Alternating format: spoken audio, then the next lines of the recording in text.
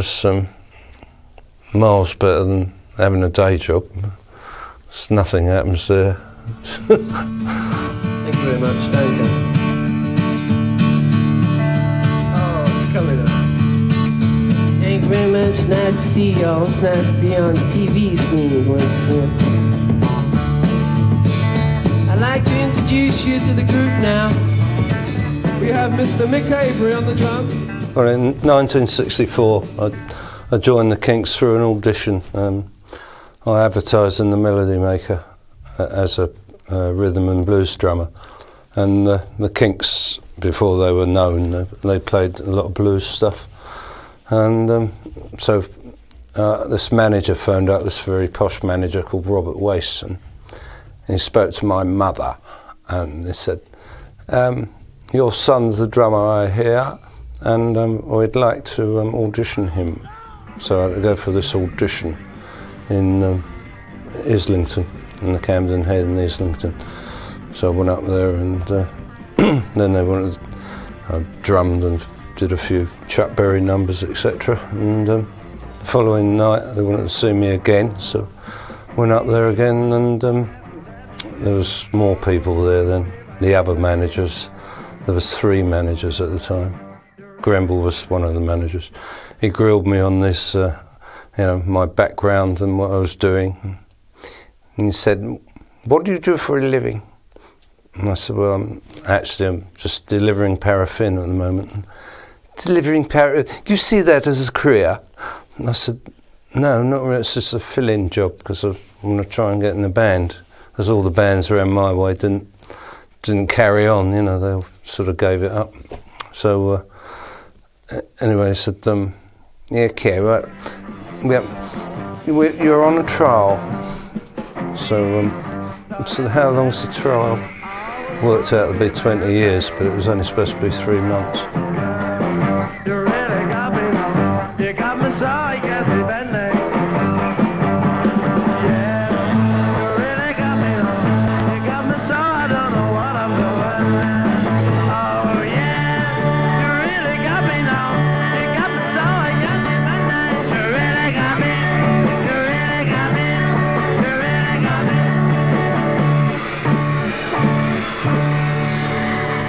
And on bass guitar, we have Mr. John Dalton, by God, Mr. John Dalton. It was early July, June or July 1966, and I was working as a builder at the time, and the Kinks were with an agency called the Arthur Howes Agency, and one of the bookers in the Arthur Howes Agency was a chap called Bill Fowler, who used to be our road manager in the band I was in before, the Mark IV, to become the Creation later on. And he'd moved on and got a job as a booker for Arthur. And when Pete was injured in his scooter accident and broke his ankle or something, I think, Bill suggested me. And I thought, well, I don't really do it any, I've stopped. So he said, look, it's for 3-4 weeks, that's all it's for. It's the opportunity of a life, he said. I said, oh, all right, yes, I'll give it a go. It's only 3 or 4 weeks. And so I went, and we had an audition in Savile Row on the Thursday. And it was a nightmare. Mick was, as he normally does, sitting on his drums, just tapping away, not really injured. Someone said, this is John. Dave was laying flat out on the floor, playing his guitar. Ray wasn't there. And so they said, well, this is your gear, play through this and that. And then Ray suddenly walked in, and in those days he was previewing records for one of the music papers, like Disc or something like that, or the NME, something, one of them. And he said, I've got to review this record, and promptly threw it out the window. And I thought, oh, what am I into? On the organ, Mr. John Gosling. I was at the Royal Academy of Music in London, and I was also playing the church organ in the church. And a friend of mine, who was actually my school prefect, called Pete Frame, gave me a call and said he had a job coming up for the magazine Zigzag, which he ran, but there were no details, just a telephone number. So I said, well, give me the telephone number and I'll give them a call. So that evening I picked up the phone. That's how I had to leave college to join the band, but that's how it happened, basically. There were two other jobs I was going to apply for, was Procol Harum and Squeeze. Jules Holland had just left Squeeze, and those jobs were listed in the Melody Maker as it was then. So I went for the one with no details, and that's how I got in the hole.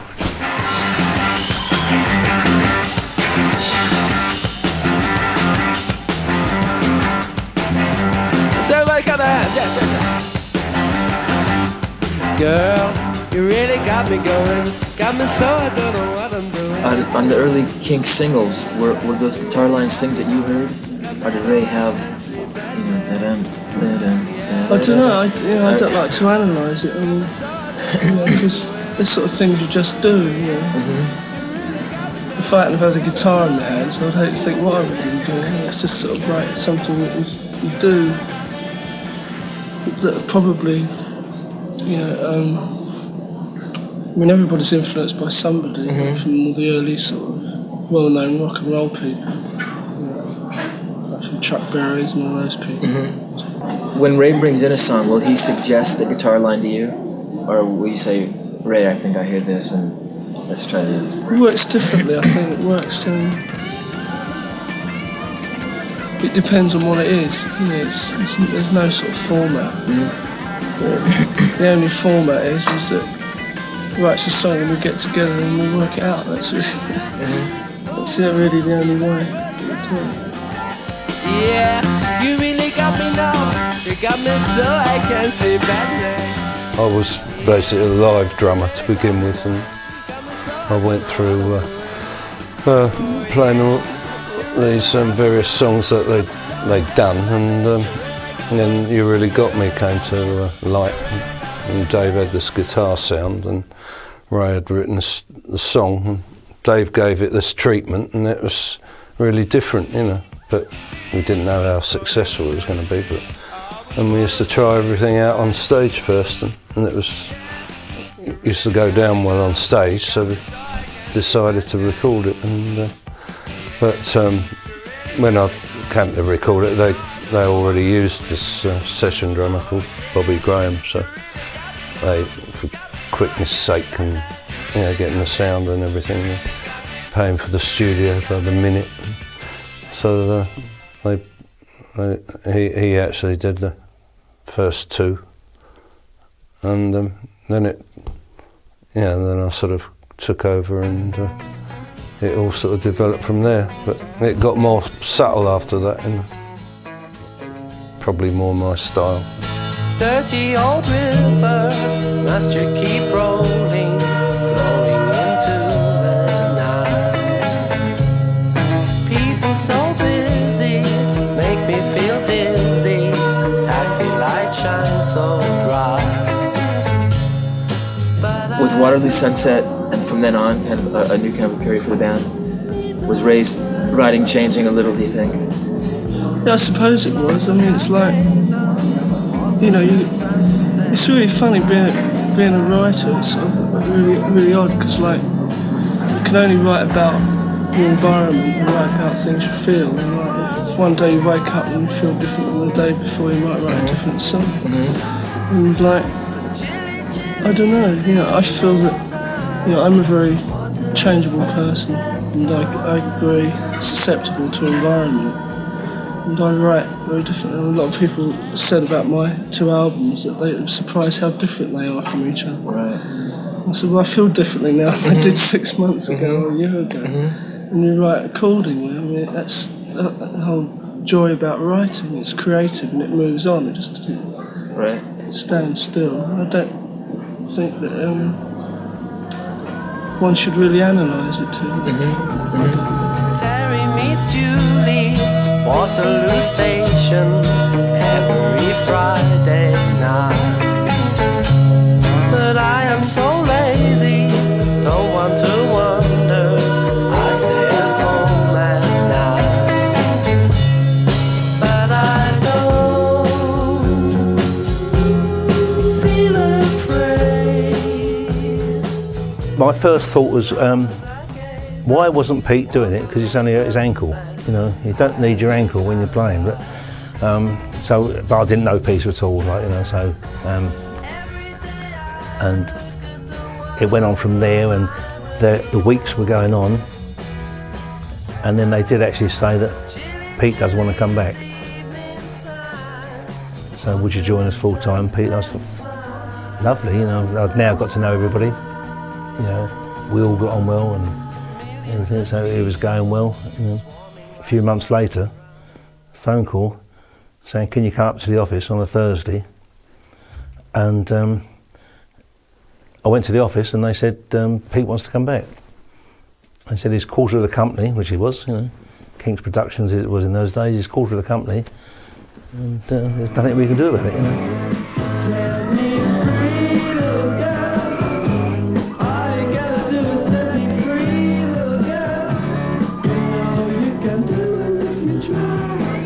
Pete Quaife was a good bass player for the time. He used to have his own little style, but he used to play it up like Bill Wyman sometimes, but it was, I think, just a Mickey take out of Bill Wyman. You know, it's just and he got used to it. But I think he only did that during miming sessions on TV. You know. But he didn't do it on stage. But we did impressions of the Stones sometimes. I'd do Charlie, he'd do Bill Wyman. Dave was Mick Jagger, I think, and Ray would do Brian Jones with that sort of conceited look. But, you know, just mucking about. And they know, need no friend, as long as they gaze up Waterloo sunset, they are in paradise. A while later, I got a phone call from Mick saying Pete's left. Do you want to come back? And well, that sounds crazy. I had a good day job then, which I was quite happy with, and I had a little part-time band that I was playing in weekends, so I was quite happy, really, you know. And I was married then, you know, had a child. So I said, to be quite honest, I'm quite happy. And they come back with quite a good deal. And so I spoke to my wife, we talked it over and said, yeah, we'll give it a go. I mean, I started my career in about 1959 playing old rock and roll. I mean, and Dave used to play, you know, well, Long Tall Sally was an early record with the Kinks, you know, so, and all that type of stuff. So it was mine, you know, it's what I've been playing for a few years then, old rock and roll. So, you know, I did fit in fairly well straight away, like, you know. They liked me because I was sort of more laid back than a lot of people in the business. And Ray knew that, you know, Dave and him weren't, you know, they weren't always compatible. And it blew hot and cold, you know, it was a bit volatile.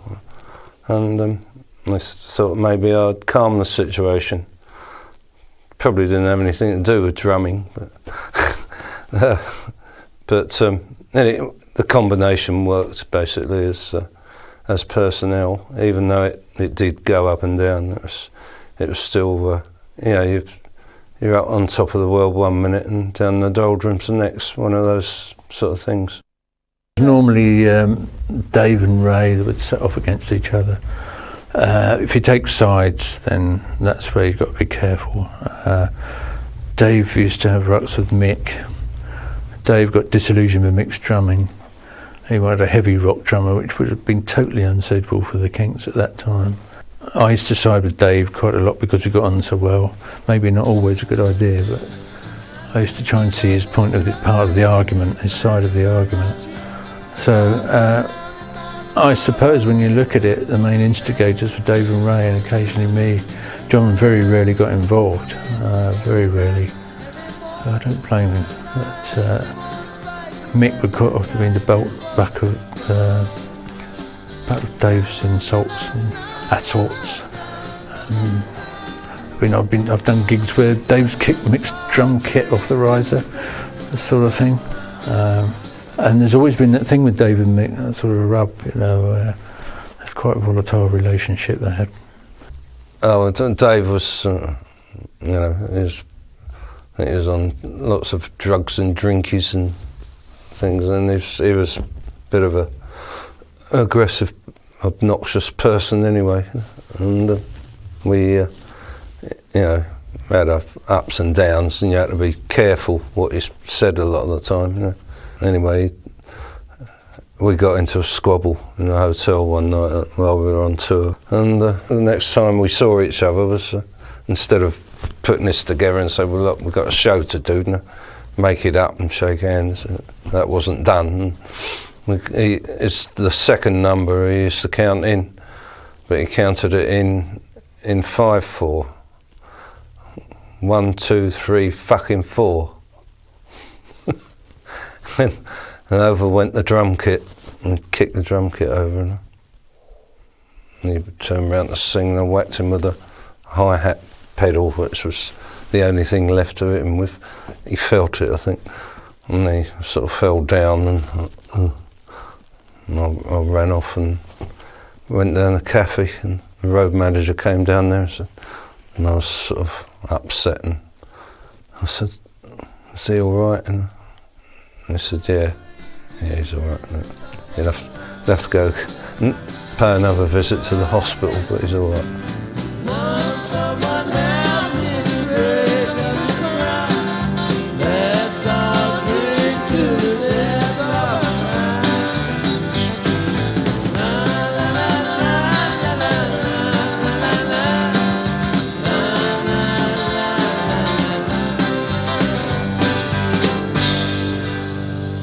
Can you remember what the early Kinks days were like? I mean, were they fond memories? It was totally insane. I can't remember a thing. Like the 70s even, it just sort of went really quickly, and I can't really remember very much about the 70s, but yeah, very crazy, sort of up and down, sort of, you know, period of time, 70s. I think a lot of people used to buy tickets to our gigs just to see when the fight was going to happen, what sort of fight it was going to be, and how big it would get. It used to be, I mean, Dave used to, if Ray was in trouble, if he lost his balance while he was singing, Dave used to step out of the way and let him fall over. And our gig at the Philharmonic in New York, Philharmonic Hall, which is a big classical concert hall, Ray was stumbling around a bit, shall we say, stumbled back towards Dave, and Dave neatly stepped out of the way, and Ray went over the amps, and nobody lifted a finger to help me, and he was unconscious on the floor, amplifiers everywhere, and Dave just carried on playing, just looked down for him, you know. So it could get to that sort of level. And then we had half the audience on stage at the same gig, half the audience on stage with us singing along. Ray's still groggy, he probably had a bandage on his head. And I think a lot of that, the entertainment value of the band far exceeded the musical content. We could have gone there, we played absolute crap and got away with it because people wanted to see the spectacle of the Kinks as they become.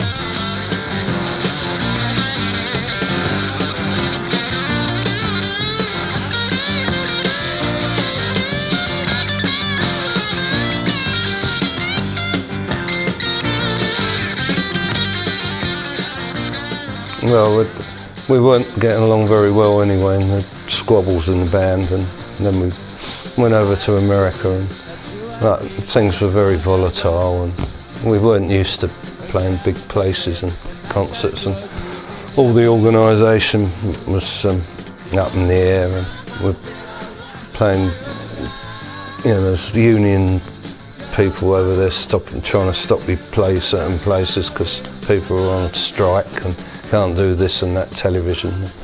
And we took a manager with us, Larry Page, and he got hold of Sonny and Cher and came back and left us in the lurch, and everything was, what could go wrong did go wrong, and it all ended up, we got banned for 3 years, but that was 1965. We didn't actually go back till 1969, so that's actually 4 years the time we got back. by then John Dalton had joined us. I met her in a club down in Old Soho, where you drink champagne. It tastes just like cherry cola.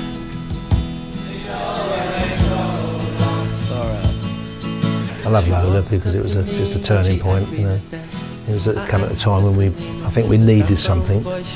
We've gone a bit quiet in charts for a while, like, you know, and so we've come back for that.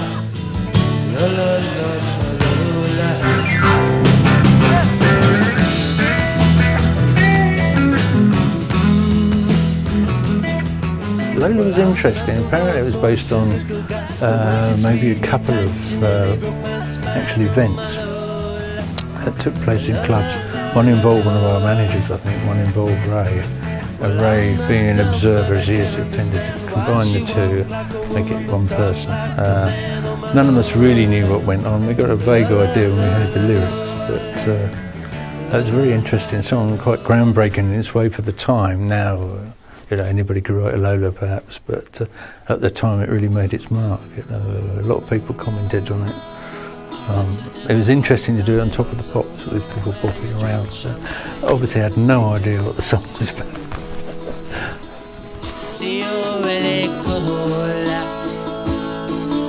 She walked up to me and she asked me to dance. I asked her her name and in a dark brown voice she said Lola. Hello, Lola. I could never get sick of playing Lola. I would, you know, I'd do it in the band I'm in now, I'd do it, you know, it's a lovely, great song. Well written, and at the time was totally different than anything else it was about. The only thing the problem with it was, I mean, apart from the fact that Ray had to fly all the way home from America to change one word from Coca-Cola to Cherry Cola, because they wouldn't play on the radio. We were touring in America when it came out over there, and all of a sudden we had this band of transvestites follow us around everywhere, like, you know, oh, that's brilliant they were, you know. You've never seen colours like it, and wigs and all things they used to do. The only thing they used to do is they used to knock on your door at 2 o'clock in the morning, you know, all dressed up, and, you know, say, "Hi, it's Ray there." And I used to say, "Go away" to them, or words to that effect. You know, you just got to bed after a night out, a few drinks, and, you know, searching for a rave. But I mean, I suppose they made it showbiz. Like, it was great to have them. They followed us around everywhere, like coquettes they were called, and really outlandish.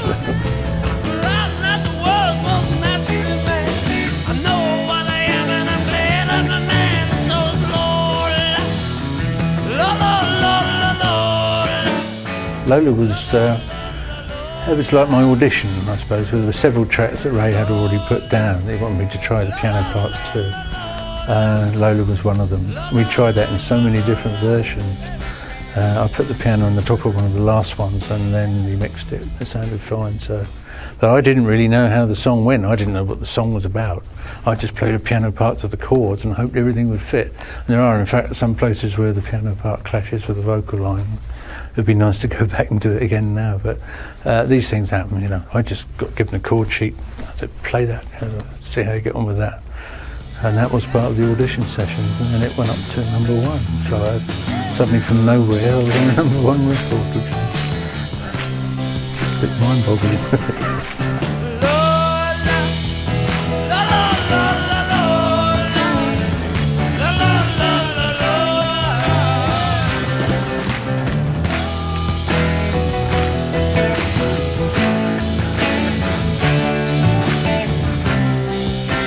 And we were known as a singles band in the 60s, but as things moved on, we went through different phases. And after Lola and 8 Man and Rocket Ship, and, you know, we went through the concept stage, and so and then we began the harder stuff again.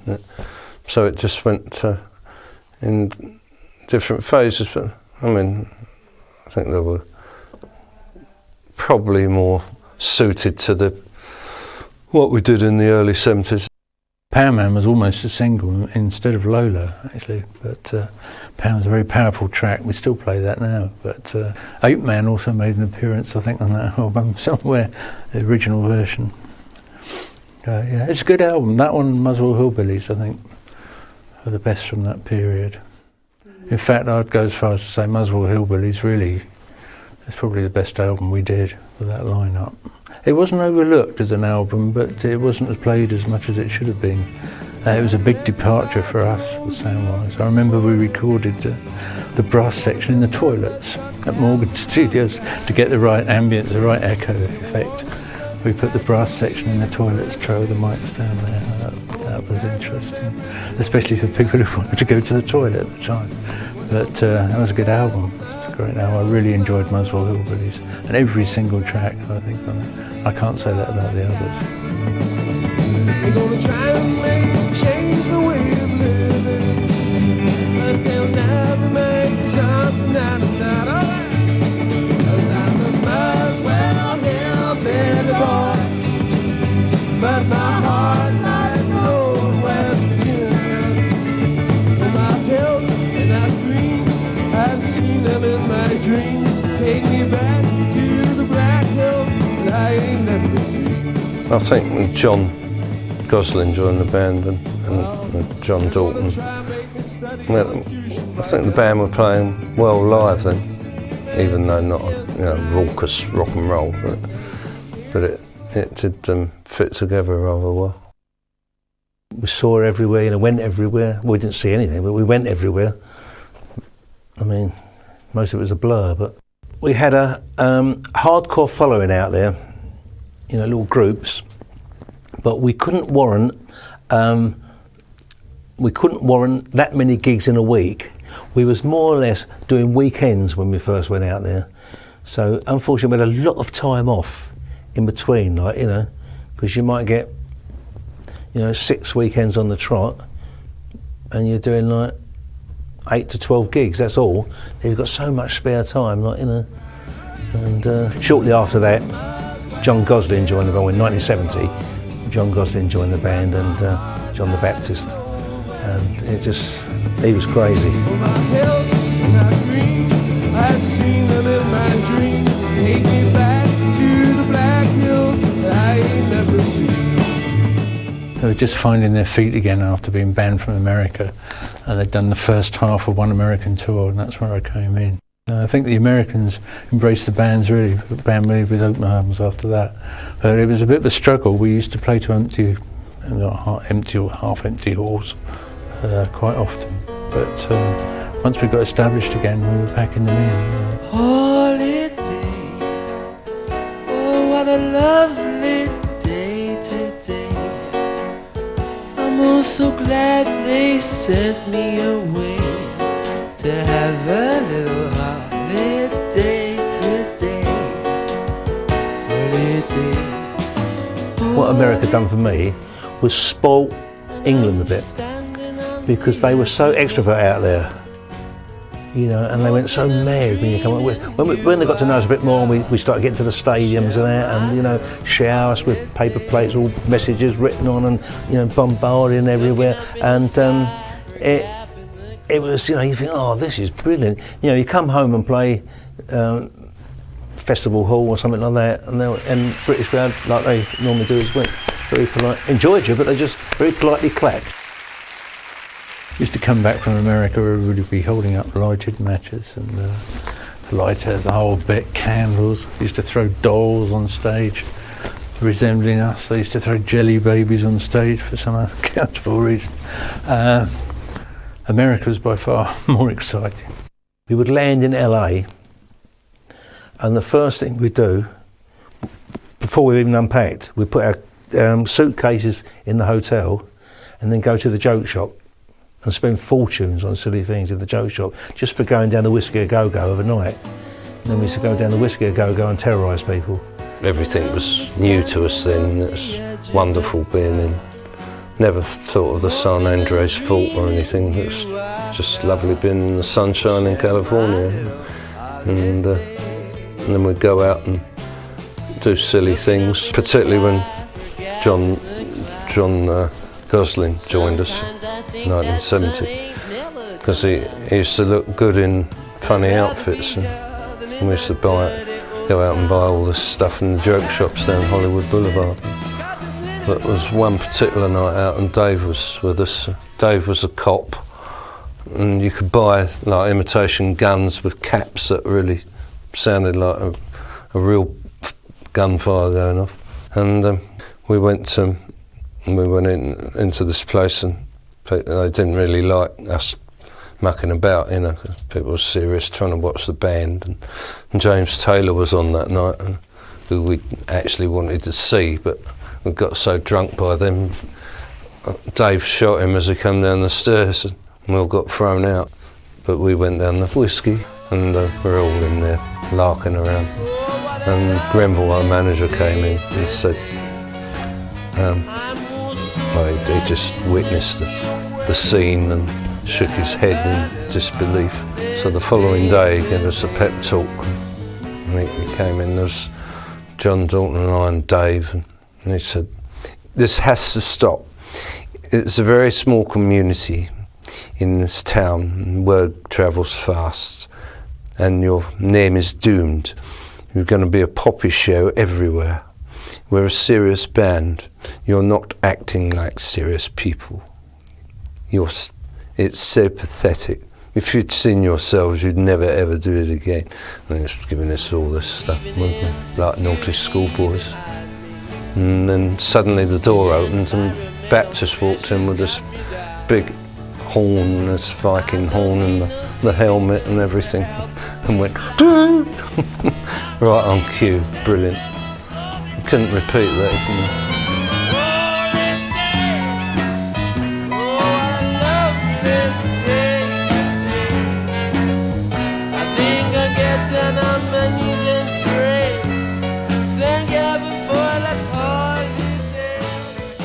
I enjoyed playing live more. There's nothing like a buzz from an audience, you know, when you're out there having a good time, they're all having a good time with you, all singing along, you know. Ray still gets all on that now, I think he's still enjoying that aspect of it. There's nothing quite, I don't like being stuck in the studio for hours on. We were doing 12-hour sessions back to back for some albums towards 1977, 78. There was nothing like getting rid of all that, going back on stage. In fact, we broke one session off. I went to John's local pub called the Bulldog. Ray suddenly broke everything off and said, "Let's go to the Bulldog and play some rock and roll."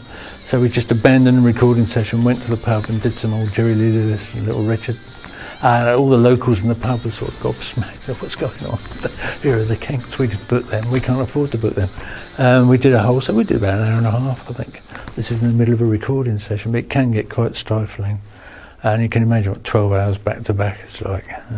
Wake up the next morning, going and do that. That's where a lot of friction arose. It certainly accelerated my departure, shall we say. When we're recording, you know, we may play for hours and hours on the same track, and all the band used to say, "But sure, that sounds okay." But really, there's only one person that knows what's going on in Ray's head, and that's Ray. So you can't really argue with it, you know. And if Ray said, "No, that's not quite right," and you think, "Well, it sounds great," but it's not what's in his head, you see. So, you know, so he knew anyway. So he just said, "Play this, play that. Yeah, that's great." Or we'll take a month to do it. You've been sleeping in a field, but you look real rested. You set out to outrage, but you can't get arrested. Do you have much hand in the production of the Kinks records? Well, discussion and sort of, you know, ideas. We throw ideas around. You know, everybody that's there contributes. Otherwise, they wouldn't be there. Different ways. Right. Do Kinks albums happen fairly fast? No. They kind of. Sometimes it varies, you know, from song to song. Some songs happen quicker than others, you know. I mean, it just sounds like the first albums happened kind of quickly, and as you progressed, the music just became a little bit more complex. That it seemed like it would take longer. You know, we had an album out called Misfits, and it took us over a year to make, and it was, you know, it was well produced and it was played well, but it wasn't really from my point of view, a very spirited record. We were like low budget and recorded in 10 days. You know, it had something, those sort of intangible things that you're constantly trying to conjure up. Right. And it's nothing to do with technique or the amount of time it takes. If it takes a year to do it, it can take 5 seconds. Why don't you join the crowd and come inside? You wander around this town like you lost your way. You had your chance in your day. If you do the same song for 50 takes, that can be a bit wearing, and it loses all its impetus, its feel, the whole ambience goes, it just turns out flat. And that's what happened with a lot of our later recordings when we had Conk Studios.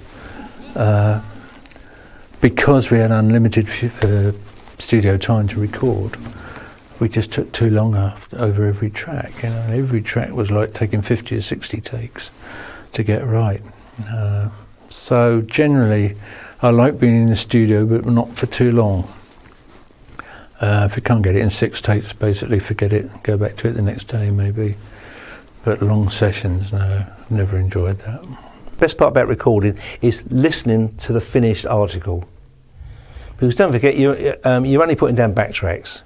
So, you know, you hear piano, bass and drums, whatever it is, and it doesn't really mean an awful lot, you know.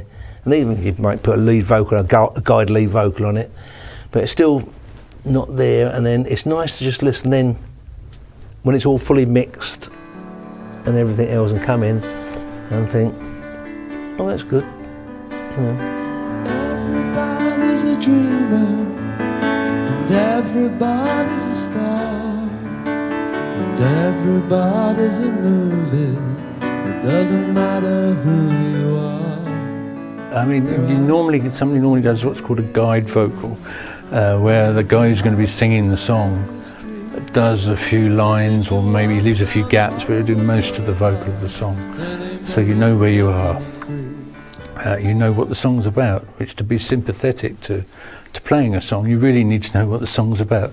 But Ray was notorious at coming in with the lyrics at the last minute.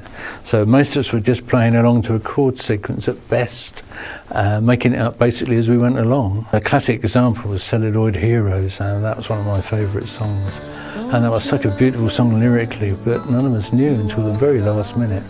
We were playing at 3 o'clock in the morning, I think it was, at Morgan Studios in London, and it was a lovely slow feel to it, lovely slow ballad, and Ray was singing snatches of the lyric, and then we went in for the vocal overdubs and he sang Celluloid Heroes, the full version. I mean, everybody's jaw dropped. It was such a lovely song. It's one of the best songs that's ever been written, I think.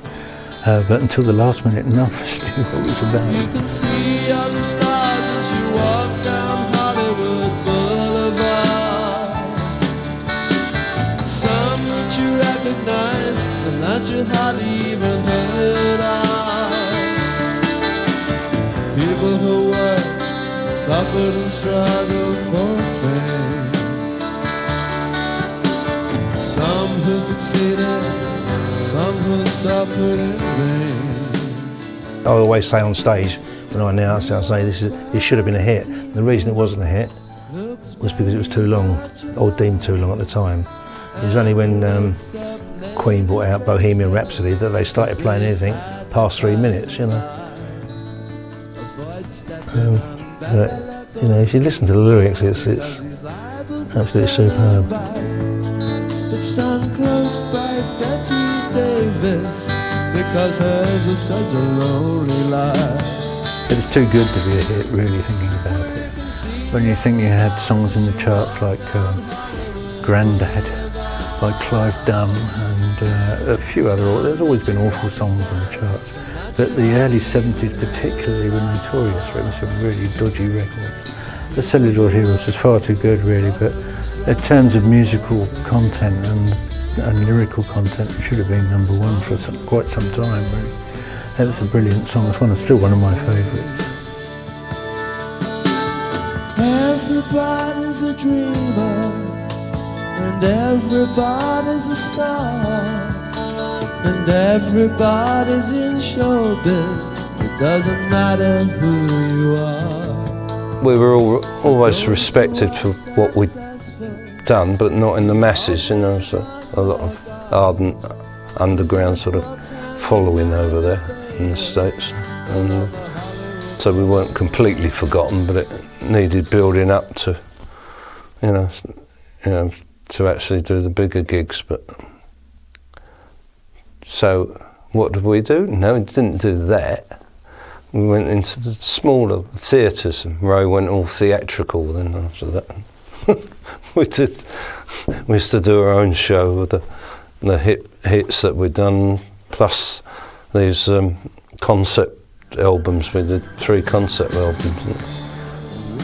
So that didn't really work.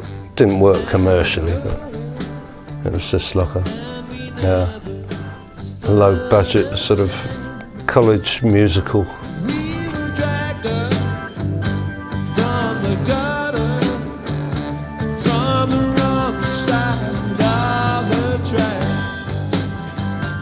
Can you look at the records that the Kinks did that were concept records, for want of a better word, Arthur, and those, as opposed to singles albums? Was one stronger than the other in your mind? I mean, did you like playing on one more? Yeah, Arthur I liked very much. I didn't particularly enjoy the preservation things, although I thought the ideas were good. But I didn't really like that too much. While the poor slum kids have to work, sweat, struggle, and slave. Why, Lord, there's so much injustice in this world. Slum kids never stand a chance. Preservation I titled fairly early on. I think everybody else did as well. I know Dave was frustrated, there was nothing to do on the guitar. All he could do was stand around dressed in fancy dress, and generally I think the rest of the band felt the same, that we'd just gone up a blind alley. Ray was hell-bent on doing the concept thing. He even wanted to make a West End show of it, you know, but if you've got concern for your bandmates and you can generally pick on how they're feeling at the time, how they're presenting the music, you should get a good idea that maybe it's not a good road to go down to. I mean, the audience were forever calling out for the old hits, or for rock and roll, for anything, halfway through the concept show. At one point we were our own warm-up band, so we used to go on and do all the Kinks hits in a row, then come on and do the concept album after that, so it was a long night, and you can't expect energy levels to stay up there all the time for that. So by the time we got to the end of the concept album section of the show, we were all pretty whacked, and we had to go on the next night and do the same thing at some of the gigs. But no, on reflection really, we just stopped doing that a long time before we did. Walking along crowded street, I see thousands of faces before me. Then I see a face that I used to know long ago in my life story. At the time I thought, because they were like concept albums, you know, we were doing stuff like Schoolboys in Disgrace, and also you've got to remember as well that we then toured the Schoolboys, you know, and doing all this stuff and stuff like that. But I just think I didn't really want to play it when I was out on the road, and you know, you got, I don't know what it was, 5,000 people. They really only wanted to hear the hits, like, you know. And it wasn't really rock and roll, you know, it was all a bit sort of tongue-in-cheek, sort of. One was called Soap Opera, and one was called about a dictator, Preservation Act 1 and 2, 2 albums there. And so we spent probably 4 or 5 years doing that. Schoolboys in Disgrace was the last one we did. You had to dress up in all these costumes. My skull cap never fitted properly.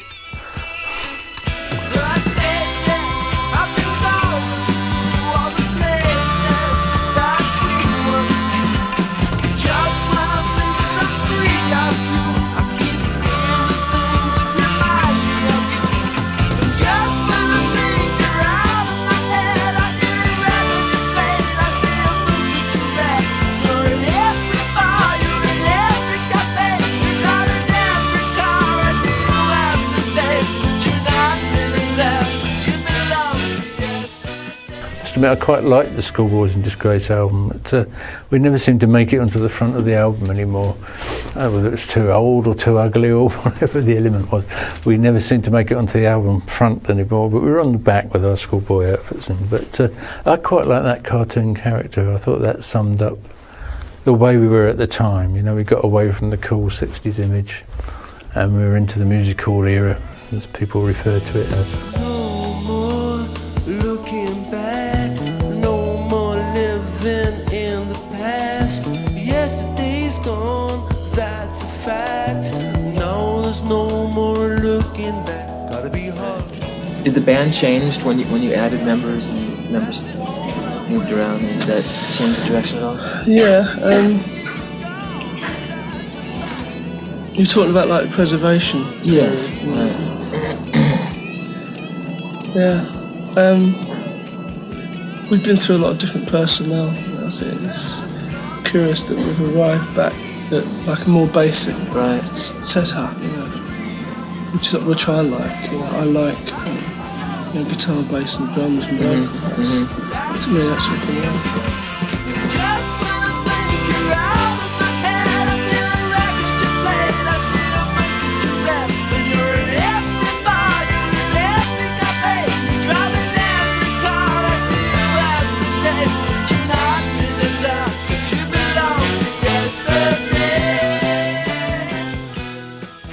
There came a time when patience started to run a bit low. We were losing our identity as the Kinks. We had so many extra performers playing with us and being on stage with us that the Kinks lost its identity as a rock band, and that's where Dave got very disillusioned, I think. Dave's always been a rocker. We all have, really. And it was fun when it started, putting on the funny gear, walking on, looking like schoolboys, but it outstayed its welcome, I think, really. But I don't think it was a success on any level, really. We should have ditched that fairly early and gone back to making, which Ray did. To a certain extent, the Schoolboys, that was just the five of us again, making a rock and roll album. We had extra players on some tracks, but after that, it went back to being just a touring band. But it was the wrong band to be attempting that sort of thing, I think. Everybody's got problems, buddy, I got mine. But when midnight comes around, I start to lose my mind. When the sun puts out the light, I join the creatures of the night. We got back to the basic band then, and even Schoolboys in Disgrace is leaning towards going back with the band. There's more group songs in it rather than like musical song.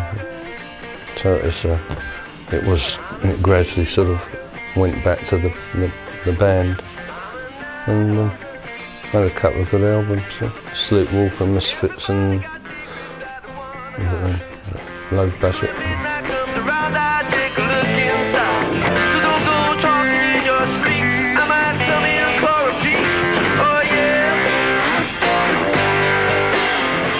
We did American radio stations promoting it. We did a couple of American TV shows as well. Saturday Night Live, which is a great satirical program that was on. We did a couple of tracks on that. It was all right, but it was, I think it was starting to mark the beginning of the end of the 70s Kinks, really, that album, the one that followed.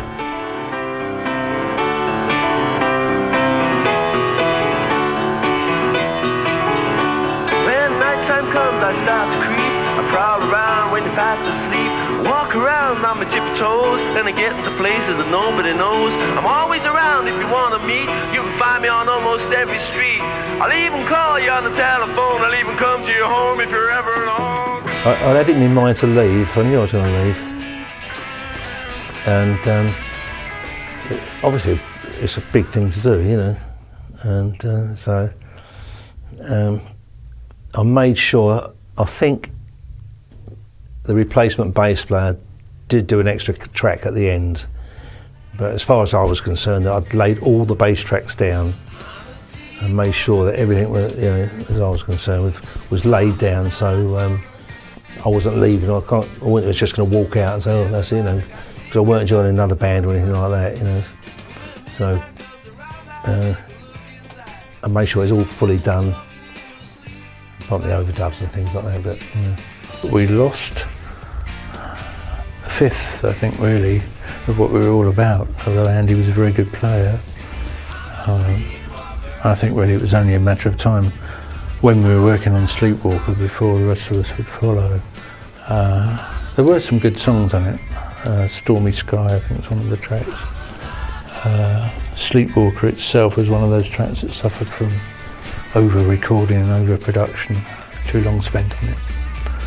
But yeah, it was a return to rockier Kinks, I think. That Misfits, the album that followed it, that carried on a little bit into that, and that's when I left after I finished the last keyboard for that, but that was quite rocky as well.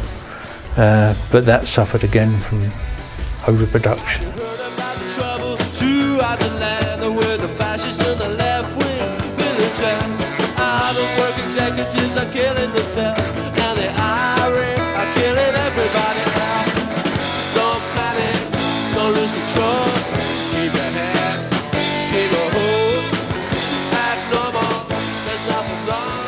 We had a change of personnel around that time. John Gosling left and John Dalton left. 76 and 77 they left. And Jim Rodford joined us in 78. And it took off, and then we went more into the bigger concerts because we signed with Arista, and we got Clive Davis pushing us, and trying to get us in the big. We used to call them birthday cakes, big stadiums, and so no, I left in 1984, but I had about 6 years of that. Dave and I weren't getting on very well, and, we had rifts over the years and ups and downs, and it just got very difficult to want to do it anymore. But also I thought I've done everything with them and been everywhere and done everything, so it was it was really good fun, a lot of it. even flying the Atlantic was funny, because in the days of the jumbo jets, and they used to have a small thing, we used to fly first class out there, and they used to have a small lounge upstairs, and so as soon as it took off and everybody settled down, you know, we used to go up there, we'd sit there, and they used to have a small cocktail bar in the corner with just a few bottles in it, like, you know, different drinks. And we used to say to them, look, don't worry about us. You know, we'll be all right up here. Don't, you know, we won't disturb anybody down there at all. We just sit there for 5 hours, whatever it was, and have a drink. And it was just, and everything was done for laughs. We used to do these spur of the moment things. You know, it was all theatrics, but it was off the cuff theatrics. It wasn't planned. It wasn't written out. It just came naturally to us. We used to run across the stage, swap instruments on TV shows and this sort of thing, play them back to front so the strings were, you know, that sort of thing. We'd all look at each other. We'd all know instinctively what to do. And of course, a lot of foreign TV companies didn't know what was going on at all. They thought, why are they swapping instruments? What's going on here? That was when it all came together, and we all loved each other for a moment. You know, we had a great time. Moments like that stick. So I'm not following a trend. I want to set one. And that's the way we always did the opposite from what was normally expected. But then again, we're Kinks, you see, we're supposed to do that.